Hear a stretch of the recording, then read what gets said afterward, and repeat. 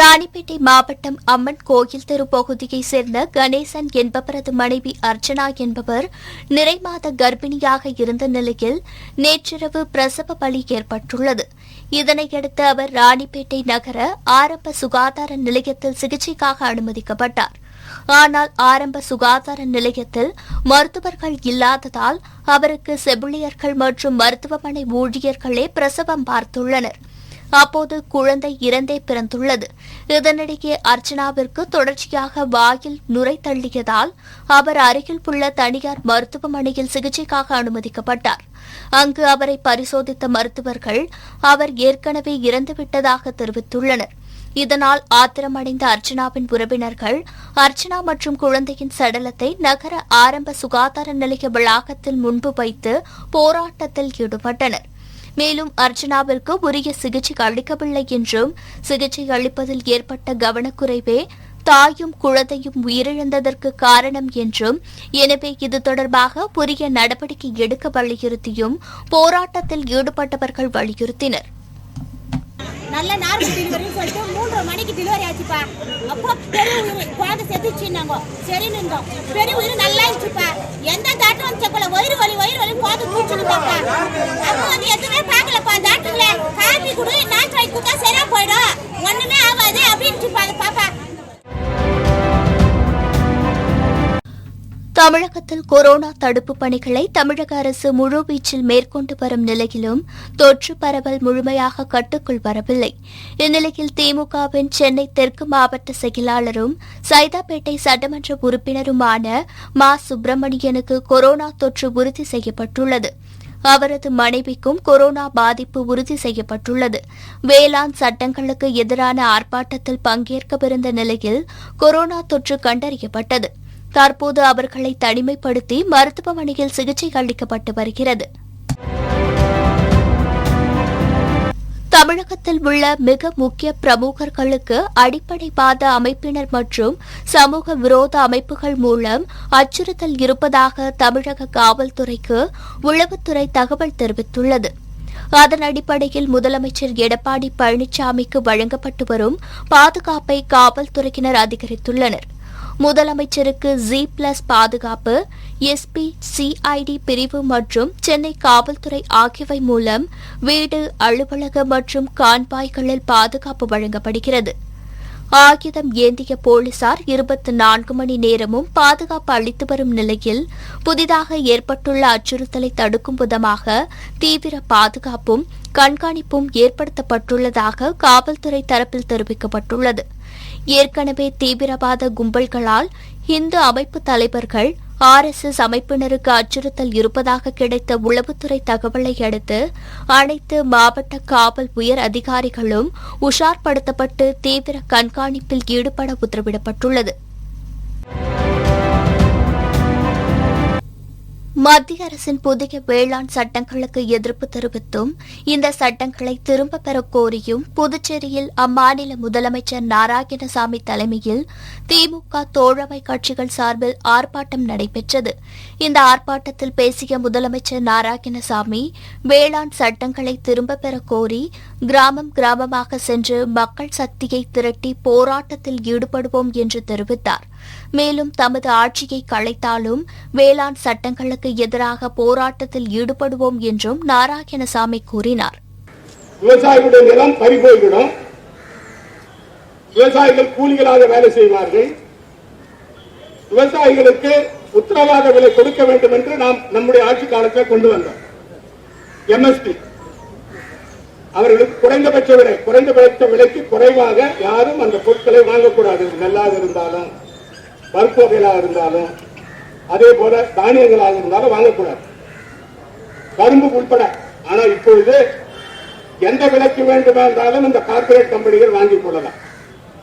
இது மிகப்பெரிய பாதிப்பு என்னவென்று சொன்னால், இந்த கார்பரேட் கம்பெனிகள் ஒட்டுமொத்தமாக இந்த விளைபொருட்களை கொண்டு பதுக்கி வைத்துவிட்டு குறைந்த விலைக்கு அடிமாட்டு விலைக்கு வாங்கிவிட்டு அவர்கள் தேவைப்படும் பொழுது அவர்கள் சொல்கிற விலைக்கு விற்பதற்கான நிலையை இந்த சட்டம் உருவாக்கும். இதுல பாதிக்கப்படுறது யாரு? விவசாயிகள். அந்த விவசாய பொருட்களை பயன்படுத்துகிற மக்கள் இருதரப்பாரும் பாதிக்கப்படுவார்கள். இந்திய நாட்டை கார்ப்பரேட் கம்பெனிகளுக்கு அடகு வைக்கின்ற வேலையை நரேந்திர மோடி அவர்கள் செய்து கொண்டிருக்கிறார். அதனுடைய முதல் படி என்னன்னு சொன்னா, நம்முடைய நாட்டில் இந்தியாவில் எல்லா பொதுத்துறையும் தனியார் மயமாக வேலையை ஆரம்பிச்சார். எந்த முதலமைச்சரோ அமைச்சர்களோ சட்டமன்ற உறுப்பினர்களோ கட்சி தலைவர்களோ 6 நாள் தர்ணா இருந்து பார்த்திருக்கிறீங்களா? இதனால இந்த வேலையெல்லாம் நம்மகிட்ட நடக்காது. இது அடப்பட்ட ரிப்போர்ட் டிஸ்மிஸ் பண்ணாலும் அதை மனமும் ஏற்றுக்கொள்வோம். ஏன் சொன்ன மக்களுக்காக, விவசாயிகளுக்காக, விவசாயிகளுடைய ஜீவாதாரத்தை காப்பதற்காக எந்த தியாகத்தையும் செய்வதற்கு எங்களுடைய மதச்சார்பற்ற கூட்டணி தயாராக இருக்கிறது என்பதை நான் இந்த தகவலை குறிப்பிடுகிறேன். செங்கல்பட்டு மாவட்டம் பழைய சீவரத்தை சேர்ந்த இன்பரசு என்பவர் புழல் சிறையில் ஆயுதப்படை காவலராக பணிபுரிந்து வந்துள்ளார். இந்நிலையில் இவர் பணிக்கு செல்வதற்காக தனது வீட்டிலிருந்து இருசக்கர வாகனத்தில் புறப்பட்டுள்ளார். அப்போது 2 இருசக்கர வாகனங்களில் வந்த மர்ம நபர்கள் இன்பரசுவை மடக்கி சரமாரியாக வெட்டி படுகொலை செய்துள்ளனர். இதுகுறித்து தகவல் அறிந்து வந்த காவல்துறையினர் உயிரிழந்தவரின் உடலை மீட்டு செங்கல்பட்டு அரசு மருத்துவக் கல்லூரி மருத்துவமனைக்கு பிரேத பரிசோதனைக்காக அனுப்பி வைத்தனர். மேலும் இந்த சம்பவம் குறித்து காவல்துறையினர் தொடர் விசாரணை மேற்கொண்டு வருகின்றனர். இதனிடையே காவல்துறையினரின் முதற்கட்ட விசாரணையில் அதே பகுதியைச் சேர்ந்த முன்னாள் ஊராட்சி மன்ற தலைவர் பெருமாள் என்பவரது மகனுக்கும் இன்பரசுக்கும் இடையே தகராறு இருந்துள்ளது தெரியவந்துள்ளது.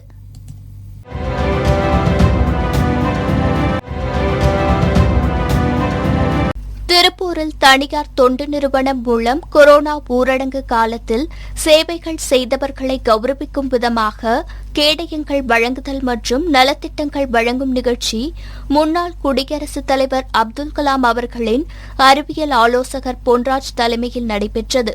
நிகழ்ச்சிக்கு பின்னர் செய்தியாளர்களிடம் பேசிய பொன்ராஜ், பள்ளியை தற்போதைய சூழலில் திறப்பது சரியான முடிவாக இருக்காது என்றும் ஜனவரி மாதத்திற்கு பிறகு பள்ளிகளை திறக்கலாம் என்றும் கூறினார்.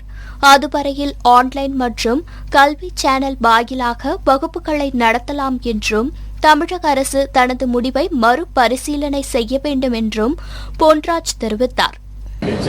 இந்த நேரத்தில் பள்ளி திறக்கக்கூடாது என்பது என்னுடைய கோரிக்கை.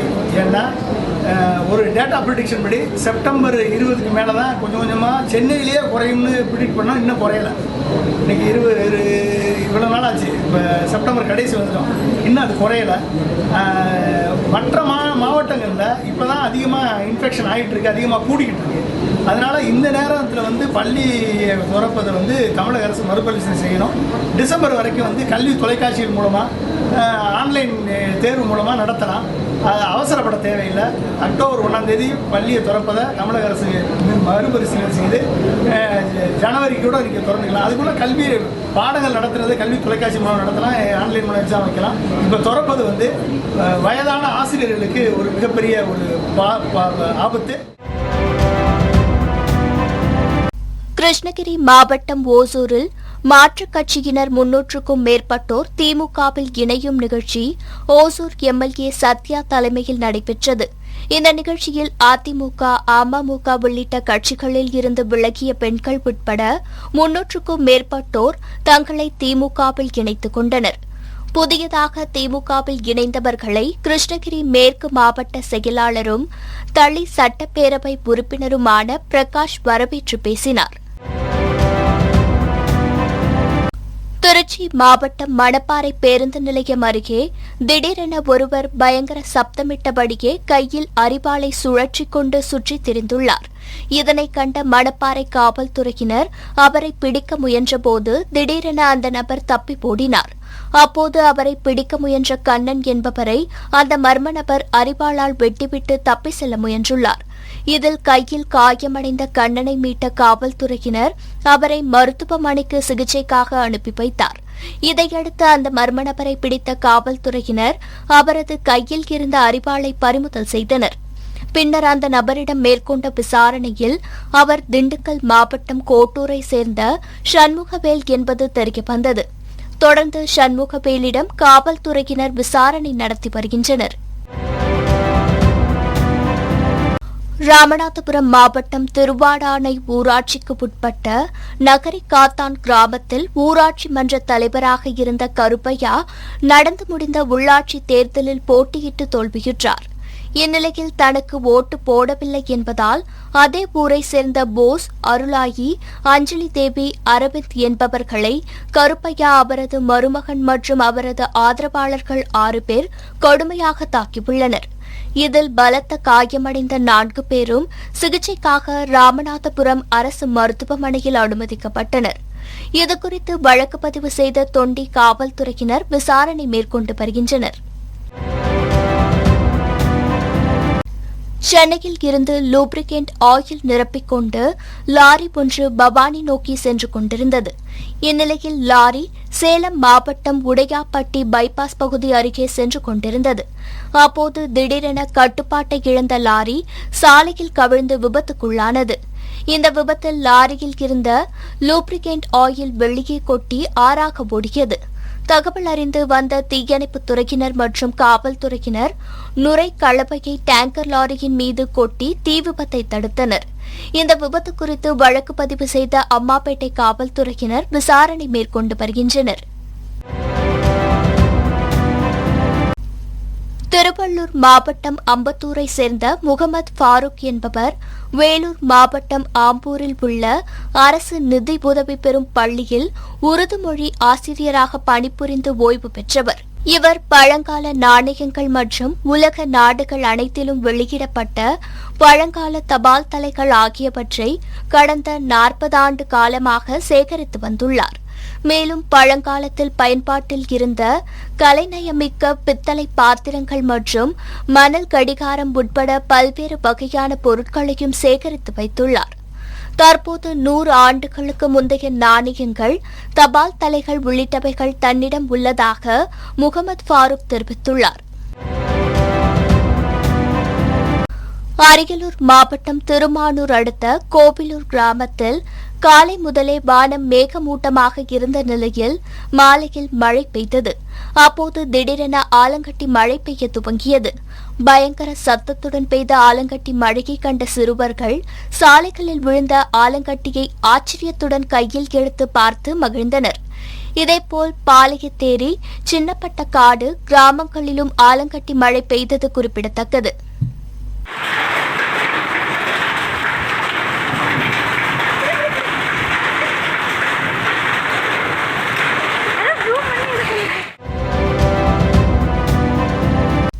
மதுரை மாவட்டம் திருப்பரங்குன்றம் ஒன்றியத்திற்குட்பட்ட பெருங்குடி ஊராட்சியில் அமைந்துள்ள சமுதாய கூடத்தில் தமிழ்நாடு கல்ச்சுரல் அகாடமி டிரஸ்ட் மற்றும் சுகானந்தம் கல்வி அறக்கட்டளை சார்பில் இலவச இயற்கை ஹோமியோபதி மருத்துவ முகாம் நடைபெற்றது. பெருங்குடி ஊராட்சி மன்ற தலைவர் பத்மா முருகேசன் தலைமையில் நடைபெற்ற இந்த முகாமில் மனநல ஆலோசகர் வெண்ணிலா சிறப்பு விருந்தினராக கலந்து கொண்டு பொதுமக்களுக்கு மனநல ஆலோசனைகளை வழங்கினார்.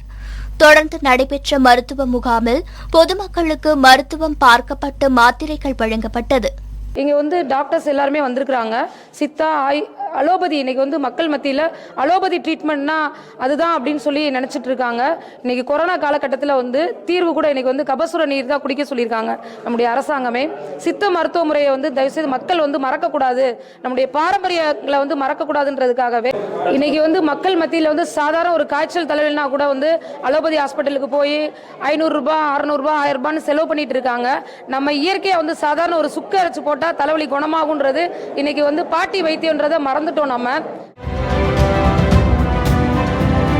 திருச்சியில் உள்ள தந்தை பெரியார் சிலையை அவமதிப்பு செய்த குற்றவாளிகளை உடனடியாக கைது செய்ய வலியுறுத்தி திருப்பூர் மாவட்டம் தாராபுரம் அடுத்த அண்ணா சிலை அருகே திராவிடர் தமிழர் கட்சியின் சார்பில் அதன் மாநில துணை பொதுச் செயலாளர் அன்பழகன் தலைமையில் கண்டன ஆர்ப்பாட்டம் நடைபெற்றது. இந்த ஆர்ப்பாட்டத்தில் மாவட்ட தலைவர் மூலனூர் சக்திவேல், மாவட்ட செயலாளர் கருப்பசாமி, மாவட்ட துணைத் தலைவர் மகுடீஸ்வரன், தாராபுரம் ஒன்றிய செயலாளர் நாகராஜ் உள்ளிட்ட கட்சி நிர்வாகிகள் பலர் கலந்து கொண்டனர். துபாயிலிருந்து சென்னை விமான நிலையத்திற்கு ஏர் இந்தியா மீட்பு விமானம் வந்தது. அதில் வந்த 124 பயணிகளையும் சென்னை விமான நிலைய சுங்கத்துறை அதிகாரிகள் சோதனையிட்டனர். அப்போது ராமநாதபுரத்தை சேர்ந்த மீசா மரைக்காயர், அலி அஞ்சை, புதுக்கோட்டையை சேர்ந்த ஹபீப் அப்துல்லா என்ற 3 பயணிகளின் உள்ளாடைகளில் 84 லட்சம் ரூபாய் மதிப்புடைய 1 கிலோ 620 கிராம் தங்கக்கட்டிகள் மறைத்து வைத்திருந்தது கண்டுபிடிக்கப்பட்டது. இதனையடுத்து அவற்றை பறிமுதல் செய்த சுங்கத்துறையினர் 3 பேரையும் கைது செய்தனர்.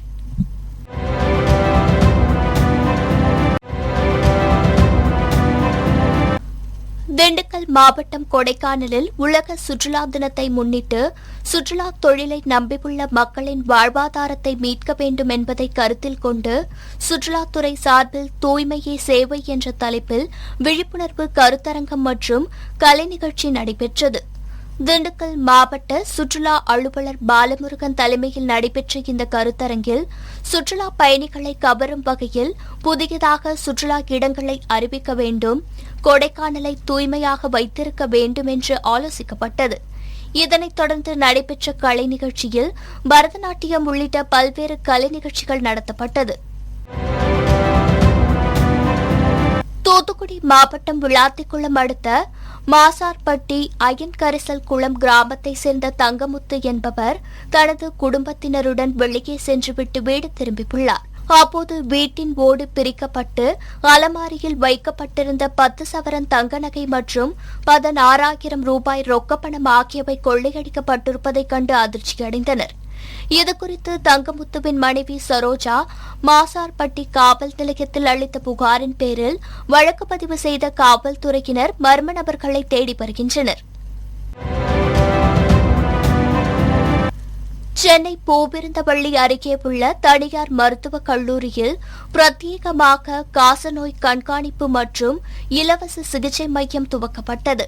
இந்த மையத்தை தமிழக காசநோய் தடுப்பு பிரிவின் இணை இயக்குநரும் மருத்துவருமான ஆஷா படரிக் துவக்கி வைத்தார்.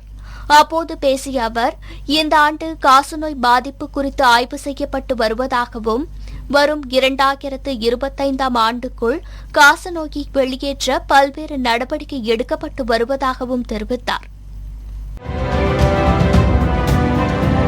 ஈரோடு மாவட்டம் கொடுமுடி பகுதியைச் சேர்ந்த தட்சிணாமூர்த்தி என்பவர் தனது நண்பர்கள் முத்துசாமி, கார்த்தி ஆகியோருடன் கேரளாவிலிருந்து காரில் கொடுமுடி நோக்கி சென்று கொண்டிருந்தார். அப்போது கார்த்தி அவினாசி அருகே வந்து கொண்டிருந்த போது முன்னே சென்ற அடையாளம் தெரியாத காரை முந்தி செல்ல முயன்றுள்ளார். அப்போது தட்சிணாமூர்த்தி கையை வெளியில் நீட்டி காருக்கு வழிவிடுமாறு சிக்னல் காட்டியுள்ளார். இதில் ஆத்திரமடைந்த அந்த அடையாளம் தெரியாத காரில் வந்த நபர் கத்தியால் தட்சிணாமூர்த்தியை வெட்டியுள்ளார். இதில் பலத்த காயமடைந்த தட்சிணாமூர்த்தி கோவை தனியார் மருத்துவமனையில் சிகிச்சைக்காக அனுமதிக்கப்பட்டார். இந்த சம்பவம் குறித்து அவினாசி காவல்துறையினர் வழக்கு பதிவு செய்து விசாரணை மேற்கொண்டனர். இந்நிலையில் இந்த சம்பவத்தில் தொடர்புடைய திருப்பூர் ராயபுரம் பகுதியைச் சேர்ந்த முகமது சபி, பல்லடம் பகுதியைச் சேர்ந்த மனோஜ், திருப்பூர் KNP காலனி பகுதியைச் சேர்ந்த மஜூத் என்ற 3 பேரை காவல்துறையினர் கைது செய்து அவர்களிடமிருந்த கார் மற்றும் அரிவாளை பறிமுதல் செய்தனர். தூத்துக்குடி மாவட்டத்தில் பல கோடி ரூபாய் மதிப்பிலான இரிடியம் விற்பனை செய்ய மோசடி கும்பல் ஒன்று காரில் சுற்றித் திரிவதாக மாவட்ட காவல்துறையினருக்கு ரகசிய தகவல் கிடைத்தது. அதன் அடிப்படையில் தனிப்படை காவல்துறையினர் வாகன சோதனையில் ஈடுபட்டனர். இந்நிலையில் ராமநாதபுரம் வழியே வந்த காரை நிறுத்தி சோதனை செய்ததில் அதில் பல கோடி ரூபாய் மதிப்பிலான 6 இரிடியங்கள் மற்றும் அரிவாள் போன்ற ஆயுதங்கள் இருந்தது தெரியவந்தது. இதனைத் தொடர்ந்து காரில் வந்த ராமநாதபுரம் பகுதியைச் சேர்ந்த முத்து ராமலிங்கம் மற்றும் வைத்தியலிங்கம் என்ற இருவரை கைது செய்த காவல்துறையினர் அவர்களிடமிருந்த 6 இரிடியங்கள் மற்றும் ஒரு இனோவா கார் மற்றும் ஆயுதங்களை பறிமுதல் செய்தனர். இதில் தொடர்புடைய தூத்துக்குடியைச் சேர்ந்த மேலும் 2 வரை காவல்துறையினர் கைது செய்து அவர்களிடம் காவல்துறையினர் விசாரணை மேற்கொண்டு வருகின்றனர். கோவை மாவட்டம் அன்னூர் அடுத்த கோவில்பாளையம், கொண்டையம் பாளையம், கோட்டைப்பாளையம் வையம்பாளையம் பகுதியில் நாம் தமிழர் கட்சி கொடிக்கம்பங்கள் வைக்கப்பட்டிருந்தது. இந்நிலையில் இந்த கொடிக்கம்பங்கள் அந்த இடத்தில் தற்போது இல்லை என்றும் மீண்டும் அதே இடத்தில் கொடிக்கம்பங்களை வைத்து கொடியேற்ற அனுமதி வழங்க கோரி நாம் தமிழர் கட்சியினர் கோவில்பாளையம் காவல் நிலையத்தை முற்றுகையிட முயன்றனர். இதனைத் தொடர்ந்து நாம் தமிழர் கட்சியினரிடம் காவல் நிலைய ஆய்வாளர் சமரச பேச்சுவார்த்தையில் ஈடுபட்டதை அடுத்து அதே இடத்தில் மீண்டும் கொடிக்கம்பங்களை வைக்க அனுமதி அளித்ததால் அனைவரும் கலைந்து சென்றனர். திருச்சி மாவட்டம் லால்குடி செம்பாறை பகுதியைச் சேர்ந்த அப்துல் சலாம் என்பவர் தனது உறவினர்கள் 10 பேருடன் விருத்தாச்சலத்தில் உள்ள உறவினர் வீட்டு திருமணத்திற்கு காரில் சென்று கொண்டிருந்தார்.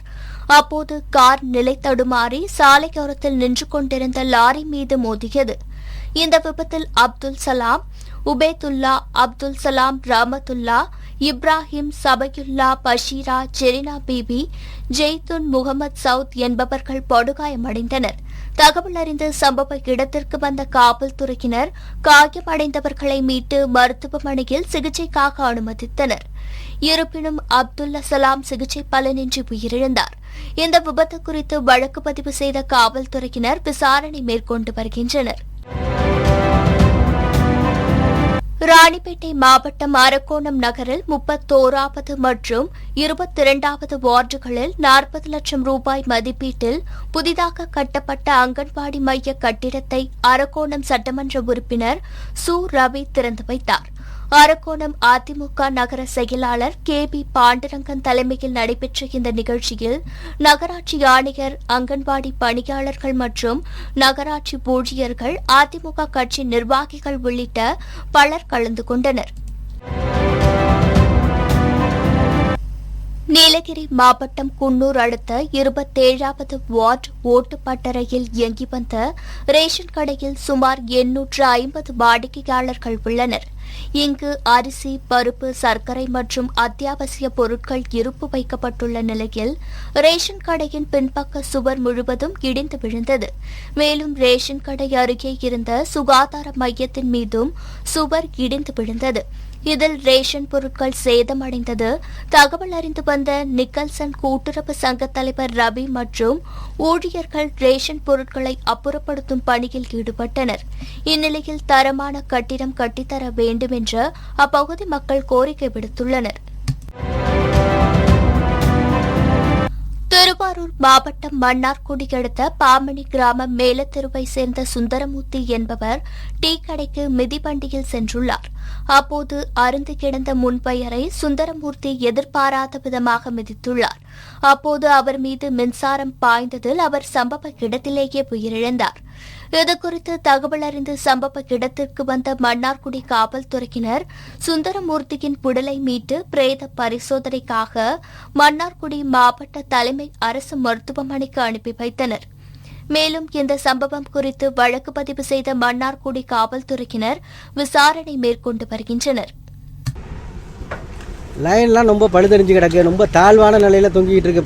எங்கள் பஞ்சாயத்தில், கருணாறு ஊராட்சியில் எங்கள் பஞ்சாயத்தில் வந்து 13 வில்லேஜ், எல்லாம் விவசாய குடும்பம் தான், எல்லாம் ஏழ்மையான குடும்பத்தில் உள்ளவங்க தான். ஆனால் பார்த்தீங்கன்னா லைன்லாம் வந்து ஒரு 10 அடி கேப்பில் இருக்கும். ஒரு அளக்காக ஒரு ஆடு மேய்க்கிறவங்க கம்பை எடுத்தாலே அந்த லைனில் மாட்டிக்கும், அந்த அளவுக்கு தான் இருக்குது. அது பலமுறை நாங்கள் லைன்மேன்ட்டை சொல்லிவிட்டோம். ஆனால் லைன்மேன்லாம் ஊருக்கே வர்றதில்லை. ஊருக்குள்ளே ஒரு எலக்ட்ரிஷியன் இருக்கார் சுதாகர்னு, அவர்கிட்ட சொல்லிவிட்டு லைன்மேன் வந்தே பார்க்கல. இன்றைக்கி காலையில் 4 மணிக்கு அடிபட்டது. நாங்கள் ஊராட்சி மன்ற தலைவர், ஊர் மக்கள்லாம் உட்காந்துருக்கோம். இப்போ தான் ஒரு 1/4 மணி நேரத்துக்கு முன்னாடி தான் போலீஸ் வந்து 8 மணிக்கு தான் வந்து எஸ்ஐலாம் காலையிலேருந்து நிற்கிறாங்க. லைன்மேன் வந்து வர்றதுக்கு 8 மணி ஆகிட்டு. 8 மணிக்கு வந்து தான் இப்போ பாடி எடுத்துக்கிட்டு நாங்கள் ஜிஹெச்சில், மன்னாடி ஜிஹெச்சில் வந்து நின்றுட்டுருக்கோம்.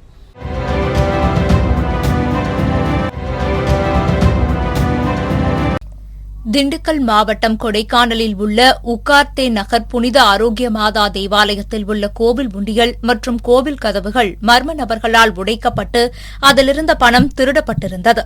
இதுகுறித்து பொதுமக்கள் அளித்த தகவலின் பேரில் சம்பவ இடத்திற்கு வந்த கொடைக்கானல் காவல்துறையினர் சிசிடிவி காட்சிகளை ஆராய்ந்து விசாரணையில் ஈடுபட்டனர். அப்போது அப்பகுதியில் சந்தேகத்தின் பெயரில் சுற்றித் திரிந்த 3 பேரை பிடித்து போலீசார் விசாரணை மேற்கொண்டனர். அதில் தேனியை சேர்ந்த முத்துக்குமார், கௌதம், சித்தநாயக்கன்பட்டியை சேர்ந்த மாதவன் என்பவர்கள் கோவிலின் உண்டியலை உடைத்து திருடியது தெரியவந்தது. பின்னர் 3 பேரையும் கைது செய்த போலீசார் அவர்களிடம் தீவிர விசாரணை மேற்கொண்டு வருகின்றனர். ராமநாதபுரம் நகர் காங்கிரஸ் கமிட்டி சார்பில் தாஜ் மினி மஹாலில் நகர் தலைவர் கோபி தலைமையில் உறுப்பினர் சேர்க்கை முகாம் நடைபெற்றது.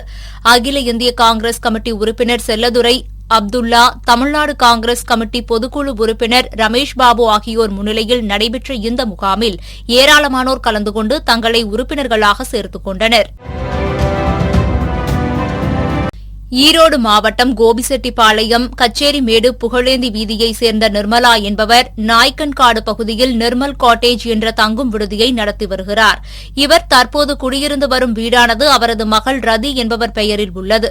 பல கோடி ரூபாய் மதிப்பிலான இந்த வீட்டை அதே பகுதியைச் சேர்ந்த பிரபல நகைக்கடை அதிபர் தனது மகளை மிரட்டி அபகரித்துக் கொண்டதாகவும் தற்போது 60க்கும் மேற்பட்ட அடியாட்களுடன் வந்து வீட்டை காலி செய்ய முயற்சிப்பதாகவும் நிலத்தின் உரிமையாளர் காவல் நிலையத்தில் புகார் அளித்தார். ஆனால் காவல்துறையினர் எந்த நடவடிக்கையும் எடுக்காததால் இதுகுறித்து அரசு நடவடிக்கை எடுக்க வேண்டும் என்று அவர் வேண்டுகோள் விடுத்துள்ளார்.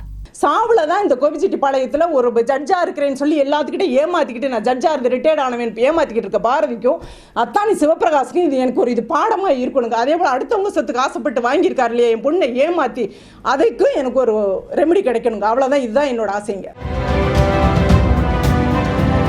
ஓவிய கலைமாமணி டாக்டர் கிருஷ்ணா அவர்களின் பிறந்தநாள் விழாவை முன்னிட்டு திண்டுக்கல் மாவட்டம் பழனியில் தமிழ்நாடு ஓவியர்கள் சங்கம் சார்பாக நெய்க்காரப்பட்டியில் இயங்கி வரும் முதியோர் இல்லத்திற்கு இலவச உணவு வழங்கும் விழா நடைபெற்றது. மேலும் பழனி அரசு மருத்துவமனையில் ஓவியர்கள் சங்கம் சார்பாக இலவச ரத்த தானம் செய்யப்பட்டது. இதனையடுத்து மூத்த ஓவியர்களை கௌரவித்து உறுப்பினர்களுக்கு அடையாள அட்டை வழங்கும் நிகழ்ச்சி நடைபெற்றது. இதில் ஏராளமானோர் கலந்து கொண்டனர். சென்னை மாதாவரம் மேம்பாலம் ரவுண்டானாவில் போக்குவரத்து போலீசார் சார்பில் அனைவரும் முகக்கவசம் அணிய வேண்டும் என்பதை வலியுறுத்தும் வகையில் விழிப்புணர்வு முகாம் நடைபெற்றது. இதில் போக்குவரத்து மாதாவரம் சரக உதவி ஆணையாளர் மலைசாமி மற்றும் போலீசார் பங்கேற்று பொதுமக்களுக்கு நோய் தடுப்பு முயற்சிக்காக முகக்கவசம் வழங்கினர்.